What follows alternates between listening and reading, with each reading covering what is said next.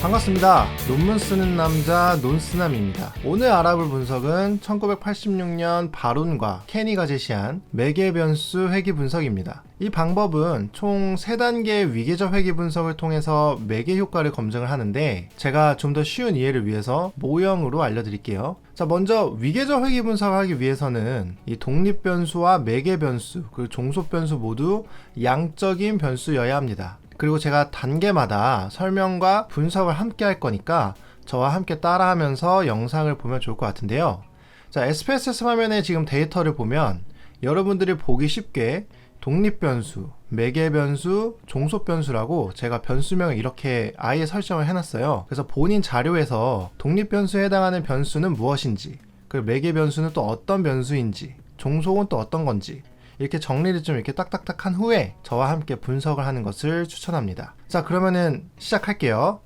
자, 위계적 회귀 분석은 총 3단계로 나눠서 하는데, 이 첫 번째 1단계는 독립 변수가 매개 변수에 통계적으로 유의한 영향을 미치는지 파악을 해야 합니다. 그래서 단순 회귀 분석 기억나시나요? SPSS 프로그램 상단 분석, 회귀 분석, 선형으로 들어가서 종속 변수 칸에 매개 변수를 넣어주시고요. 그리고 독립 변수 칸에 독립 변수를 넣습니다. 자, 그리고 더빈 왓슨 값을 보고자 한다면 오른쪽 통계량을 눌러서 더빈 왓슨 값을 체크해 주시고 최종 확인을 눌러줍니다. 자, 그러면 이렇게 출력 결과창이 나타나는데, 먼저 아노바표의 F값 옆에 있는 이 유의 확률이 0.05보다 작은지 먼저 확인해 주세요. 자, 아노바표에서 유의 확률이 0.05 이상으로 나타났다면 회귀 모형이 올바르지 않다는 뜻이기 때문에 제대로 된 변수를 가지고 지금 선형 회귀 분석을 했는지 한번 데이터를 다시 검토해 봐야 합니다. 자, 저처럼 유의 확률이 0.05보다 작게 나타났다면 그 아래에 있는 개수표를 보는데요.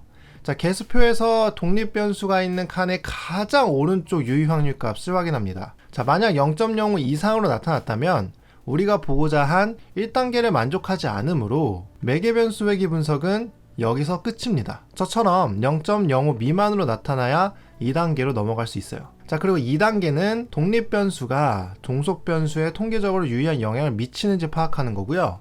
3단계는 독립 변수와 매개 변수가 종속 변수에 유의한 영향을 미치는지 파악하여야 합니다. 자, 2단계와 3단계는 이 SPSS 프로그램에서 한 번에 분석을 할 수가 있어요. 그래서 2단계는 지금 1단계 과정과 똑같이 SPSS 프로그램 상단 분석, 회귀 분석, 선형으로 들어가서 종속 변수를 종속 변수 칸에 넣어주시고요.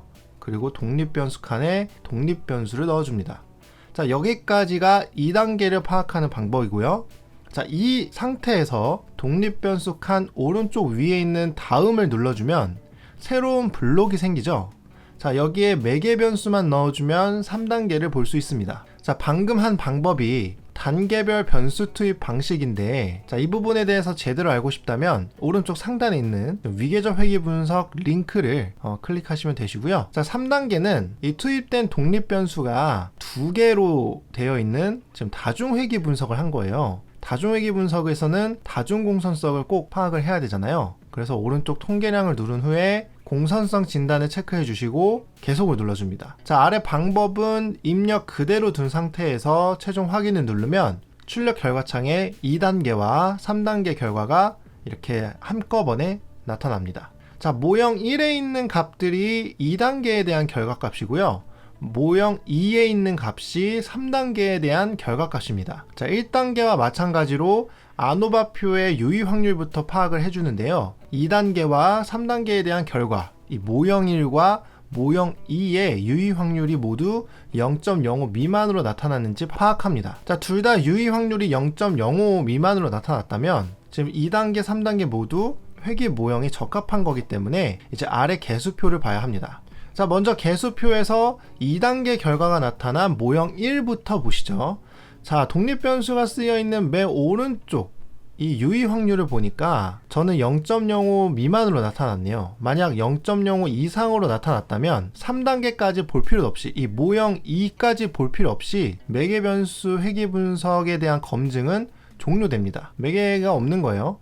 저처럼 1단계와 2단계 모두 0.05 미만으로 나타났다면 저와 함께 3단계 결과를 보면 됩니다. 자, 3단계. 이 독립변수와 매개변수가 종속변수에 유의한 영향을 미치는지 파악한 거잖아요. 자, 개수표의 모형 2의 값을 보면 되고요. 상수값은 뭐 앞에서도 안 봤듯이 여기서도 볼 필요는 전혀 없습니다. 자, 먼저 독립변수와 매개변수 각각의 유의 확률이 0.05 미만으로 나타나는지 확인을 합니다. 자, 독립변수와 매개변수 둘 다 0.05 이상으로 나타났다면 매개 효과가 없는 거예요. 그럼 또 여기서 분석을 또 종료하면 되고요. 만약 3단계 결과인 모형 2에서 이 독립변수는 유의 확률이 0.05 이상으로 나타나서 유의하지 않은데 매개변수의 유의 확률은 0.05 미만으로 나타났다면 완전 매개 효과가 있다고 명명합니다. 반면에 독립변수와 매개변수 모두 유의 확률이 0.05 미만으로 나타났다면 2단계의 결과와 그리고 3단계의 결과를 비교해 봐야 되는데요. 자, 2단계, 이 모형 1에서 나타난 독립변수가 종속변수에 영향을 미친 영향, 이 표준화 계수의 베타 값보다 이 매개변수가 투입된 3단계에서의 독립변수가 종속변수에 미친 영향, 이 표준화 계수 베타 값이 2단계보다 감소했다면, 값이 줄었다면 부분 매개 효과가 있다고 판단합니다. 자, 반대로 3단계의 표준화 계수 베타 값이 2단계의 표준화 계수 베타 값보다 크다면 여기서도 매개 효과가 없는 겁니다. 자, 따라서 완전 매개 효과란 이 독립변수가 종속변수에 영향을 미치고 있었는데 매개변수가 투입됨으로써 독립변수의 영향은 사라지고 매개변수만이 종속변수에 영향을 미치는 것을 완전 매개 효과라고 하고요.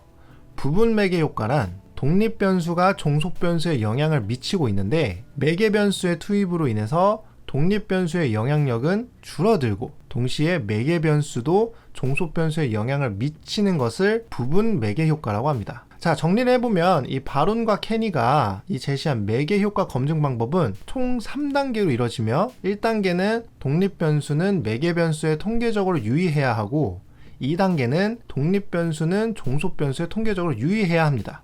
그래서 1단계와 2단계가 모두 통계적으로 유의했다면 3단계 독립변수와 매개변수를 한꺼번에 집어넣고 종속변수에 통계적으로 유의해야 하는데 독립변수는 유의하지 않고 매개변수만 종속변수에 통계적으로 유의하게 나타났다면 완전 매개 효과이고요. 독립변수와 매개변수 둘 다 유의한데 2단계의 독립변수 이 표준화 개수 베타보다 3단계의 독립변수인 이 표준화 개수 베타 값이 상대적으로 작다면 부분 매개 효과인 겁니다. 이해하셨나요? 자, 오늘 바론과 케니가 제시한 이 매개 효과 검증에 대해서 알아보았는데요. 매개 효과에 대한 개념은 제가 자세하게 막 설명을 해드리지 못한 것 같아요. 그래서 이거는 다음 영상에서 매개 변수에 대한 간략한 개념과 더불어서 이 매개 효과 결과를 어떻게 논문의 표로 표현하고 그리고 해석하는지 알려드릴게요. 자, 오늘 영상 도움되었다면 구독과 좋아요 꼭 눌러주시고요.